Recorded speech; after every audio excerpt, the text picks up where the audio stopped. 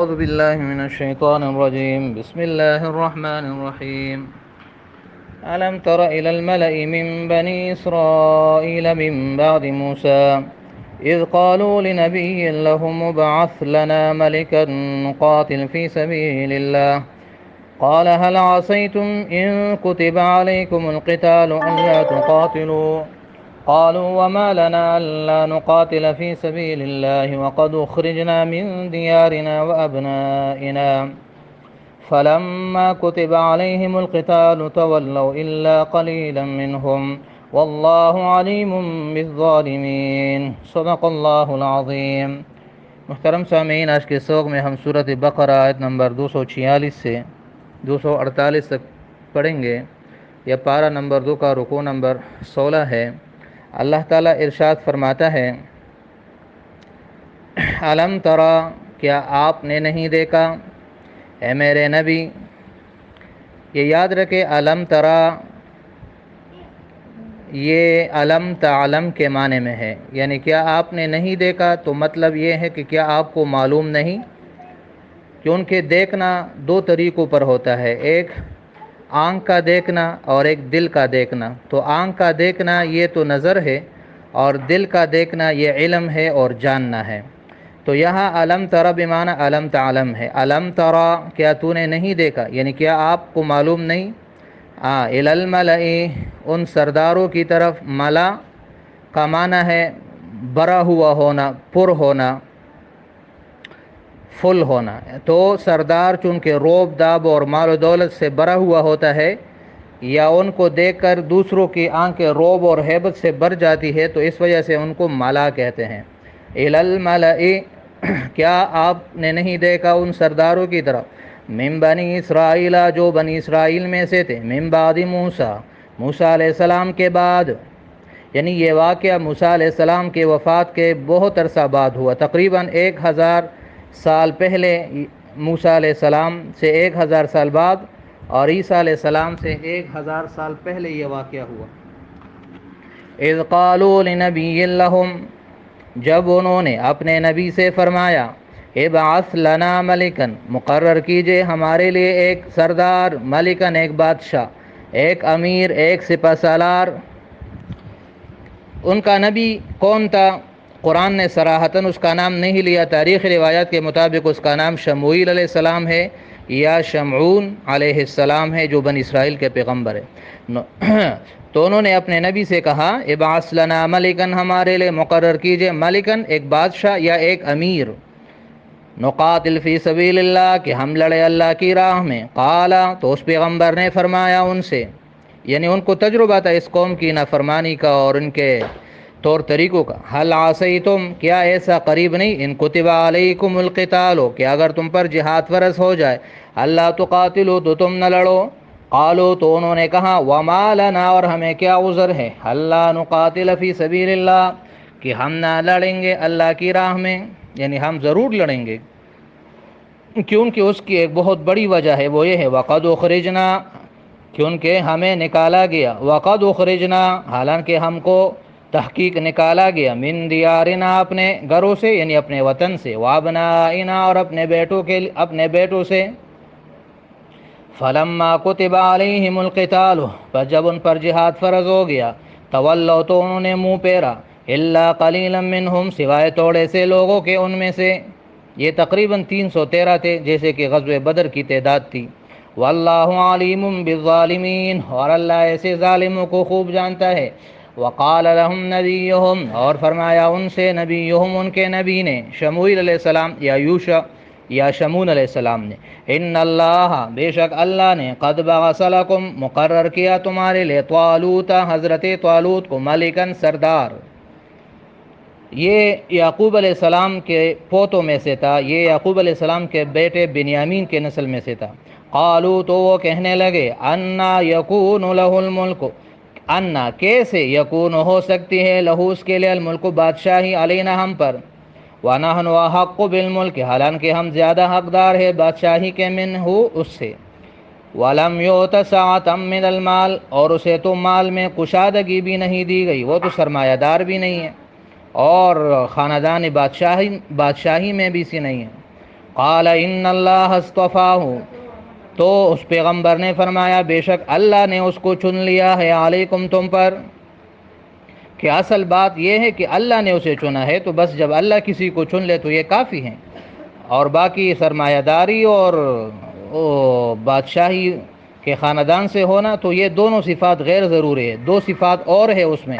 وزادہ، اللہ نے اس کو زیادتی دی ہے، بسطتاً کشادگی دی ہے، فی العلم والجسم، علم میں اور جسم میں.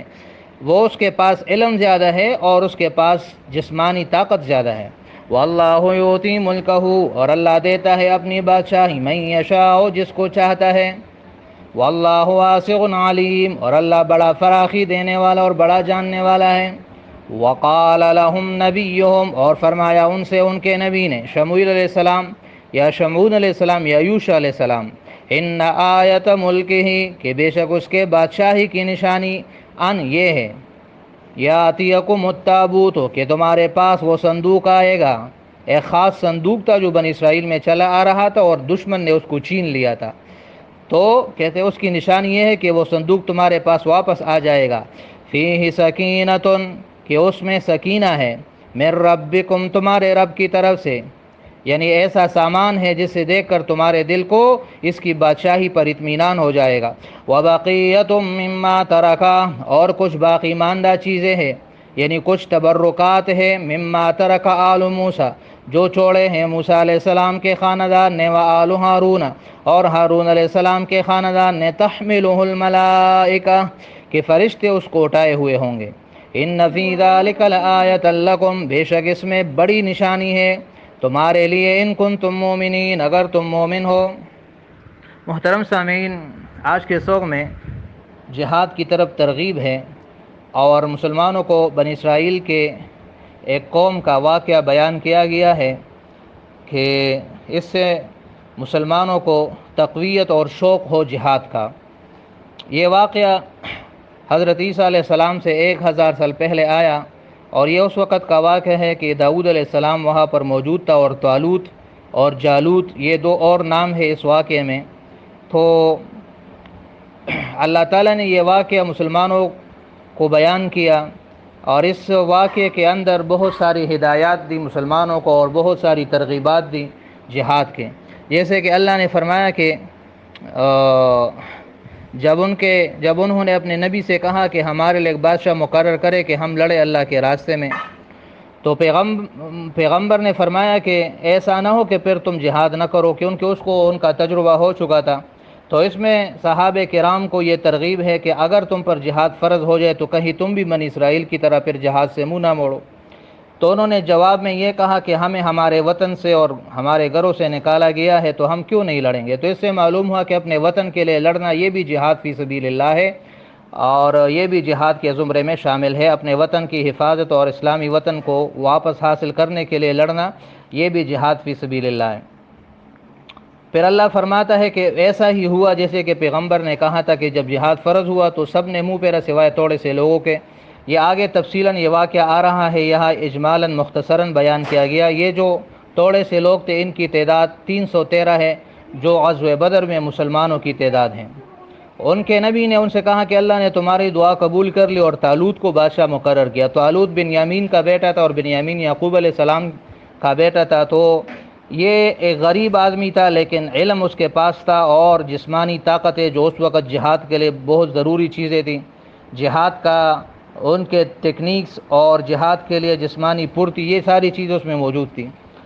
تو قوم کے لوگوں نے کہا کہ یہ تو نہ بادشاہی خاندان سے ہے اور نہ یہ سرمایہ دار ہے. ان کے نظر میں یہ دونوں چیزیں ضروری تھیں، اور اللہ تعالیٰ کے نظر میں اس کے علاوہ دو چیزیں ضروری تھیں. تو وہی گفتگو اس آیت نمبر 247 میں اللہ تعالیٰ نے ذکر کی ہے.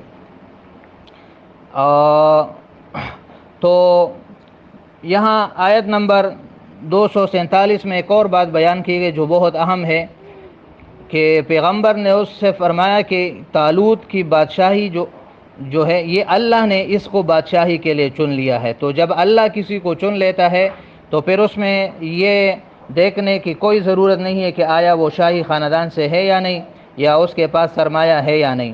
بس جب اللہ نے اس کو چن لیا ہے تو اللہ کے چننے اور اللہ جس کا انتخاب کرے اس میں پھر بلا چون و چرا اس کو ماننا چاہیے، اور اس طرح کے پھر اس پہ اعتراضات وغیرہ یا اس کے بارے میں حکمت جاننے کی پھر کوششیں نہیں کرنی چاہیے۔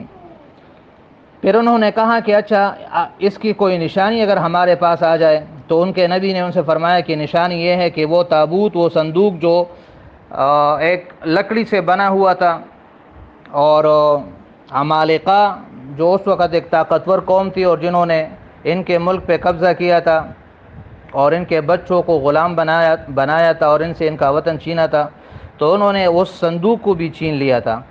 تو اللہ نے فرمایا کہ طالوت کی بادشاہی اور امیری کی نشانی یہ ہے کہ وہ صندوق تمہارے پاس غیبی طریقے سے آ جائے گا، فرشتے اس کو اٹھائے ہوئے ہوں گے۔ اس صندوق کے اندر کیا تھا؟ تو اللہ فرماتے ہیں اس میں دو چیزیں ہیں، سکینہ اور کچھ باقی ماندہ چیزیں۔ سکینہ کیا ہے؟ یہ مختصر اس کی یہ بات سن لے کہ احادیث میں اس کی مختلف صورتیں بیان کی گئی ہے، لیکن جو سب سے بہترین بات ہے وہ یہ ہے کہ اس میں ایسی چیزیں ہیں جس سے انسان کے دل کو اطمینان اور سکون مل جاتا ہے، اور جیسے حدیث میں آتا ہے کہ جس گھر میں قرآن کی تلاوت ہوتی ہے وہاں پر سکینہ اترتی ہے اور فرشتے نازل ہوتے ہیں۔ یا ایک صحابی قرآن پڑھ رہا تھا تو اس کا جو گھوڑا تھا وہ بدکنے لگا، تو اس نے قرآن بند کیا تو وہ گھوڑا رک گیا۔ تو پھر اس نے صبح نبی علیہ السلام سے عرض کیا کہ رات کو میں قرآن پڑھ رہا تھا تو گھوڑا اچھلنے لگا، میں نے آسمان کی طرف سے ایک بادل کو دیکھا کہ وہ نیچے آ رہا تھا، اس میں کچھ روشنیاں تھیں، تو نبی علیہ السلام نے فرمایا کہ یہ سکینہ ہے۔ تو یہ ایک روحانی چیز ہے جس سے انسان کے دلوں کو تقویت اور روحانی طور پر سکون اور اطمینان حاصل ہو جاتا ہے۔ تو اس صندوق کے اندر یہ تھا۔ بقیہ سے مراد کچھ تبرکات تھیں، جیسے موسیٰ علیہ السلام کا عصا اور ہارون علیہ السلام کی پگڑی وغیرہ، یہ اس صندوق کے اندر تھی، اور تورات کا ایک نسخہ تھا، اور اللہ نے فرمایا فرشتے اس کو اٹھائے ہوئے ہوں گے۔ تو اس کی تفسیر میں یہ لکھا ہے کہ جب دشمن اس کو لے کر گیا تو وہ جدھر اس صندوق کو رکھ لیتے وہاں پر کوئی وبا اور کوئی مصیبت آ جاتی، آخر وہ تنگ ہو گئے اور انہوں نے ایک بیل گاڑی میں اس کو رکھا، اس صندوق کو، اور چھوڑا۔ فرشتے آئے اور وہ بیل گاڑی کو اس طالوت کے گھر کی طرف لے کر آئے، اور طالوت کے گھر کے سامنے اس بیل گاڑی کو روک لیا۔ اور ایک روایت جو عبداللہ ابن عباس رضی اللہ تعالیٰ عنہ سے ہے کہ فرشتے اٹھائے ہوئے لے کر آئے اس صندوق کو، اور لوگوں نے ان کو دیکھا۔ یہ ایک معجزہ تھا اس پیغمبر کا، اور کرامت تھی اس کی جو اللہ تعالیٰ نے لوگوں کو دکھا دی۔ آگے اللہ فرماتا ہے اس واقعے میں بہت بڑی نشانی ہے ان کے لیے جو ایمان اور یقین رکھتے ہیں۔ آگے تفصیلاً پھر یہ واقعہ بیان کیا جائے گا۔ مختصراً یہ کہ اس میں مسلمانوں کو، صحابہ کرام کو جہاد کی ترغیب ہے، اور اس کے ضمن میں بہت ساری ہدایات ہے جس کے ذریعے صحابہ کرام کو اور مسلمانوں کو جہاد کی شوق دلانا مقصود ہے۔ یہ آج کے سبق کا خلاصہ ہے، باقی انشاءاللہ کل پڑھیں گے۔ صدق اللہ العظیم، صدق رسول النبی الکریم۔ السلام علیکم ورحمۃ اللہ وبرکاتہ۔